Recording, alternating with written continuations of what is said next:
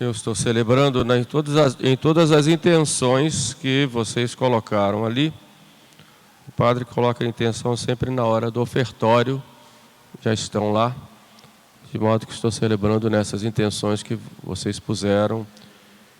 A igreja hoje, ela se une a três grandes, digamos, atos litúrgicos ou momentos na liturgia. O primeiro, a festa de Cristo Rei, que foi colocada pelo Papa Pio XI, exatamente próximo à festa de Todos os Santos e a comemoração dos fiéis defuntos, para mostrar esse reinado de Cristo sobre todos. Ontem tivemos a festa de Todos os Santos, vamos celebrar a solenidade no próximo domingo, para dar oportunidade para todos poderem participar. Assim a igreja dispõe em casos especiais, e aqui no Brasil nós temos este privilégio. E hoje a comemoração dos fiéis defuntos.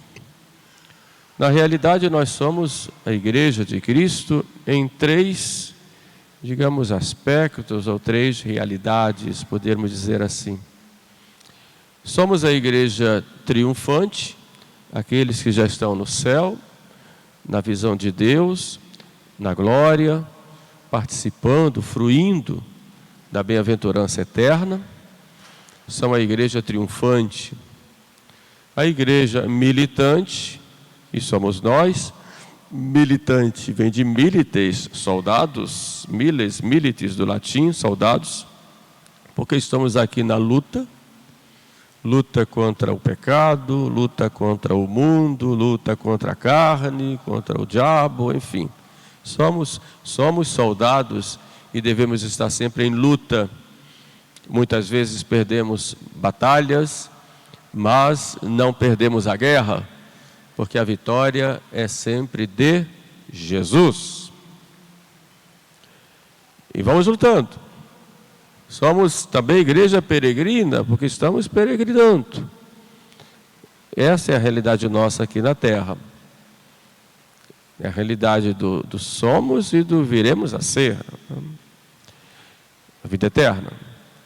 E a igreja padecente, que é a igreja do purgatório, que são as almas que estão lá pagando, se purificando, pelas penas temporais dos pecados já perdoados quanto à culpa, mas que tem que se purificar. É a realidade do purgatório, que é um dogma, que é uma doutrina da igreja. E o purgatório, ele está fundamentado, essa realidade, essa doutrina, na Sagrada Escritura, já no Antigo Testamento, quando nós vemos lá do Judas Macabeu enviar dinheiro, 10 dracmas de prata para Jerusalém, para serem oferecidos sacrifícios pelas almas dos soldados que tinham morrido na batalha. Também nós vemos essa doutrina do próprio Evangelho, já de modo bem em oblíquo, mas está lá, quando Jesus fala, primeiro naquela parábola do servo infiel, o servo que não quis perdoar, melhor dizendo, em que ele foi levado ao cárcere, onde deveria estar lá no cárcere até pagar o último centavo. Quem vai pagar o último centavo? No cárcere. Depois São Pedro vai falar do cárcere. E Jesus nos diz que há pecados que são perdoados na outra vida. Os pecados contra o Espírito Santo não têm perdão nem nesta vida, nem na outra vida, no século futuro. Portanto, há pecados que têm perdão na outra vida. É a interpretação que dão os santos padres, São Gregório Magno, São João Crisóstomo, sobretudo, falam desta realidade do purgatório, que não é aqui nessa terra. Podemos já começar a pagar aqui pelo nosso sofrimento, mas e também pelas nossas orações, pelos méritos que poderíamos adquirir, mas é na outra vida, é depois da morte, que nós temos essa realidade do purgatório. E lá as almas sofrem a pena de dano, porque já estão salvas, não podem contemplar a Deus. Tem esse grande amor, mas não podem contemplar, por isso sofrem. E a pena que nós chamamos em teologia de dos sentidos, que Santo Agostinho fala que é uma pena de fogo. Quando falamos do purgatório e das almas do purgatório, a igreja nos faz lembrar aquela frase que disse Jó quando estava coberto de lepra e chegaram seus amigos para visitá-lo. E Jó diz: tem misericórdia de mim, vós que sois meus amigos, porque a mão de Deus me feriu. A igreja aplica isso às almas do purgatório porque elas não podem fazer mais nada por si mesmas. Nós podemos, que somos seus amigos. A mão de Deus, a mão da justiça divina as feriu, e agora elas não podem fazer, mas nós podemos usar de misericórdia, fazendo por elas. Por isso é uma grande caridade rezar pelas almas do purgatório. É uma grande caridade olhar para as almas, olhar essa realidade das almas do purgatório e fazer algo por elas. E o que é que a igreja nos ensina, nos orienta na tradição? O primeiro ato que nós podemos fazer pelas almas é oferecer a Santa Missa. É o sacrifício de Cristo renovado no altar. Se no Antigo Testamento os judeus ofereciam a Deus o sangue dos animais, muito mais, Deus recebia os sacrifícios no templo, muito mais valor e de valor infinito tem o sangue de Jesus oferecido no altar pelas almas do purgatório. Por isso a Santa Missa é um sacrifício propiciatório oferecido pelos vivos e pelos defuntos. E é Cristo quem se oferece, o Pai aplica esses oferecimentos aos vivos e aos mortos. Aos mortos, às almas que estão no purgatório.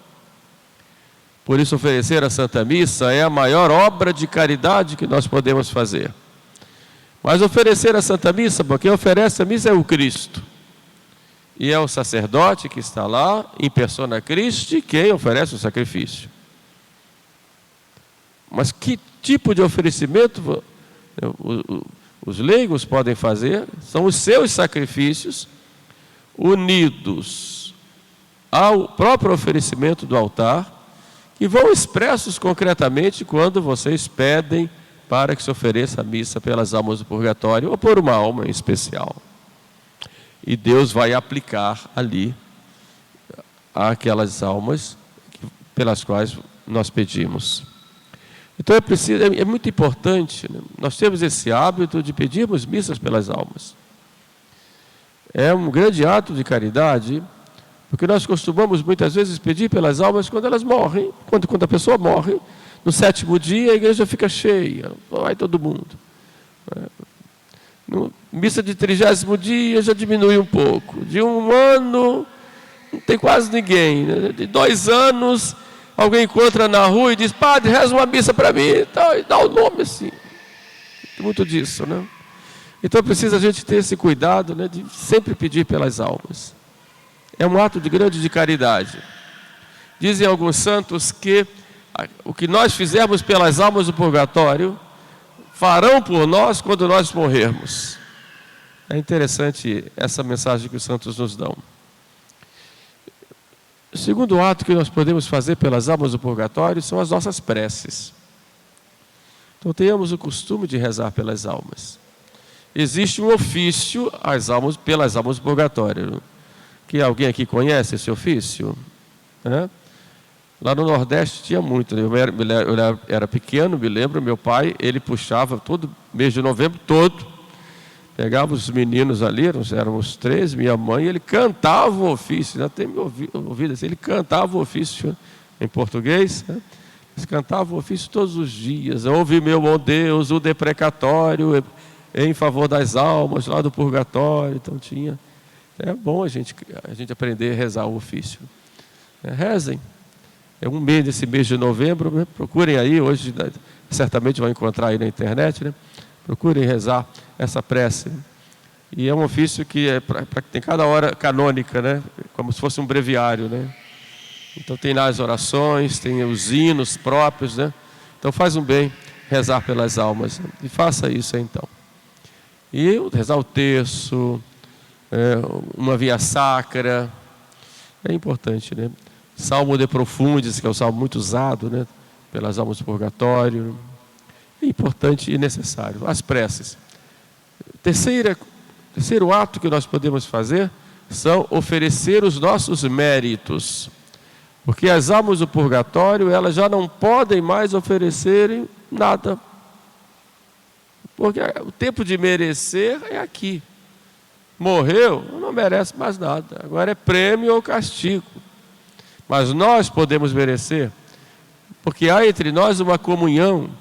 Quando eu no início falei das 3 realidades da igreja, triunfante, padecente e militante, porque nós somos membros de um corpo só, que é o corpo místico de Cristo. E há realmente entre nós uma comunhão, que nós chamamos de comunhão dos santos. De modo que uma coisa que um faz, o outro participa. Seja boa, seja ruim. Porque quando a gente vai confessar um padre, e ali o padre tem que ter a faculdade dada pela igreja, porque nosso pecado ofendeu a Deus e ofendeu a igreja. Então o padre, em nome da igreja, vai nos reconciliar com Deus e com a igreja, a quem nós ferimos com o nosso pecado, com o nosso mau exemplo. Assim também nossos méritos servem para nós, sim, mas também para toda a igreja. Triunfante, padecente e militante. Portanto, nós podemos merecer, eu posso dar uma esmola pelas almas, posso fazer uma obra de caridade e oferecer pelas almas, posso suportar um sacrifício pelas almas. Então, tudo o que nós pudermos fazer, né, nossos méritos, ofereçamos pelas almas. Isso a gente pode fazer. E é uma grande obra de caridade. E por fim, a igreja nos apresenta a doutrina das indulgências. Isso significa o quê? A igreja tem um grande tesouro espiritual, que são os méritos de Jesus, de Maria, Nossa Senhora, dos santos, todos os méritos de todas as pessoas que se santificaram ou vão se santificando no mundo inteiro, em todos os tempos. Todo esse tesouro de méritos compõe o grande tesouro da igreja. E a igreja, pelo poder das chaves, de ligar e desligar, a igreja distribui esses tesouros através das indulgências. Por isso, nós podemos lucrar indulgências para nós e também para as almas que estão no purgatório. Lucramos essas indulgências quando nós recebemos da igreja esse tesouro, de acordo com as condições colocadas pela igreja, e cumprindo essas condições, evidentemente estando em estado de graça, nós podemos lucrar essas indulgências. O que é a indulgência? É a remissão da pena temporal que nós merecemos pelos nossos pecados, que nós ou pagamos aqui ou pagamos na outra vida. Mas quando falamos de indulgência, nós nos referimos àquilo que nós vamos ter que pagar no purgatório.